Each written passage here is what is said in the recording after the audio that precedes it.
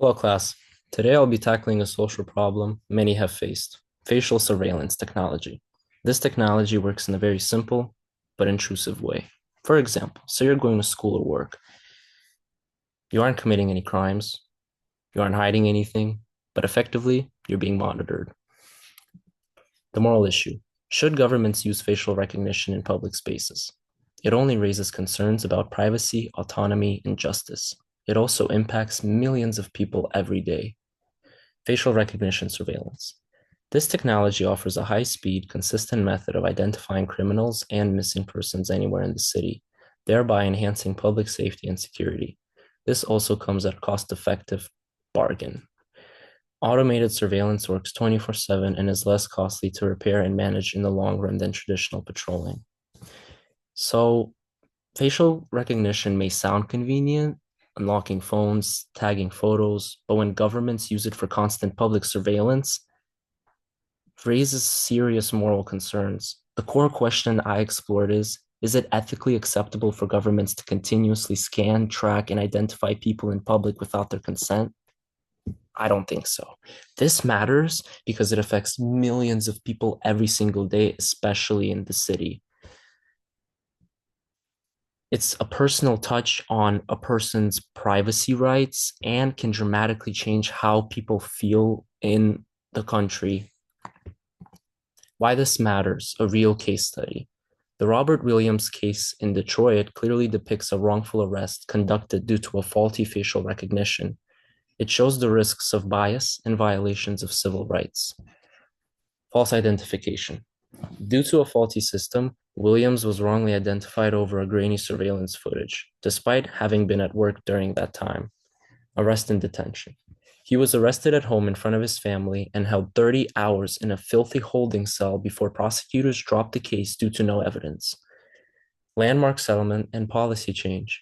Represented by a company named the ACLU, Williams sued and won. A settlement in 2024 was made, which resulted in the nation's strongest change in FRT policies, prohibiting from arrests made solely on FRT results. Why does this matter? To see the stakes clearly, consider his case. He was a man who was wrongfully arrested in Detroit because of facial recognition. Software misidentified him. He hadn't committed any crime, yet he was handcuffed in front of his family. This demonstrates two very major problems. One, misidentification, especially for people with darker skin tones. Two is a loss of due process. People being treated as suspects because of faulty AI with no evidence whatsoever. This case exactly shows how something meant to improve safety can instead cause harm. The split sides. The pro use of this technology is that it enhances public safety. By rapidly identifying suspects, finding missing persons, and monitoring high risk areas, this technology helps police prevent crimes on a broader scale. It is also cost effective.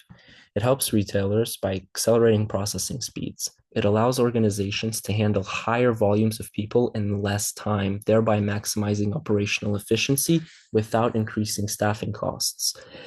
Anti-use, privacy.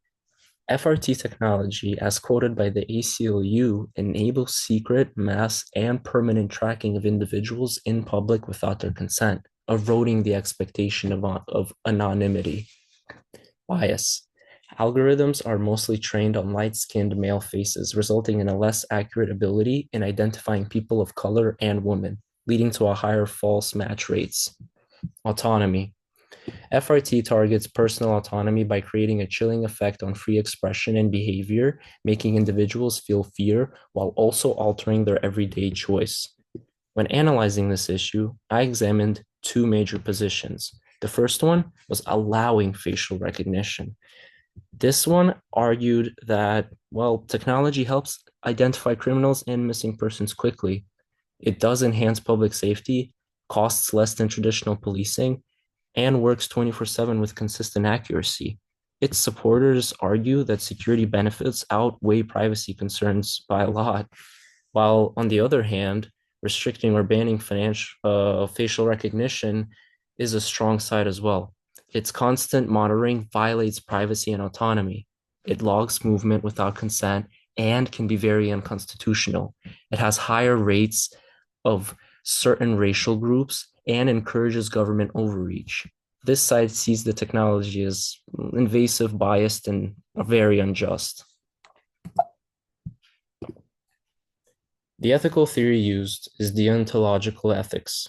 Deontological ethics are derived from a duty-based moral theory in which the morality of an action is determined by whether the action itself conforms to a set of fixed rules or duties like don't steal or don't lie, regardless of the consequences it produces. To arrive at my conclusion, I use deontological ethics based on Immanuel Kant. The actions are moral only if they respect individuals as ends in themselves, not as tools for achieving another purpose. To simply explain it, you cannot use people without their consent. People must be treated with dignity and autonomy. So asked, does surveillance treat people like citizens or like objects to be monitored? Applying the theory, surveillance treats individuals as a means to a goal, which therefore violates autonomy and dignity, and in the end is immoral regardless of benefits. When the government scans people's faces without permission, it uses them as a means to an end. To maintain security, of course, you cannot sacrifice one person's dignity for another person's benefit. Even if surveillance brings some safety, it still treats individuals as data points rather than autonomous human beings. From a deontological perspective, this makes the practice immoral. Some possible good consequences are security and efficiency. Even though deontology focuses on principles rather than outcomes, it's still helpful to see the potential benefits: faster crime resolution, prevention of violence, easier identification of missing persons, lower policing costs, and more efficient emergency response. These are important and real life advantages. Some bad outcomes, as you can see, are the models over the years. DeepFace, OpenFace, FaceNet all have very high error rates for people of darker skin color. But the negative consequences are still like very significant. Violation of privacy and autonomy, government abuse of power, racially biased misidentification, false arrests. Citizens feel like they're controlled by the government in the city that they're supposed to feel free in. So in the end, they start to feel a loss of trust in their institutions. These harmful effects are basic morals structures of the society. In my conclusion, restriction ban is ethically justifiable. After considering both sides, of course, and applying ethical theory, especially deontological ethics, I reached this conclusion. Facial recognition by government surveillance systems should be restricted or banned, even if it improves safety. It violates individual autonomy, treats people as tools for a government goal, and leads to unequal harm. The breakdown in dignity and privacy outweighs the potential benefits.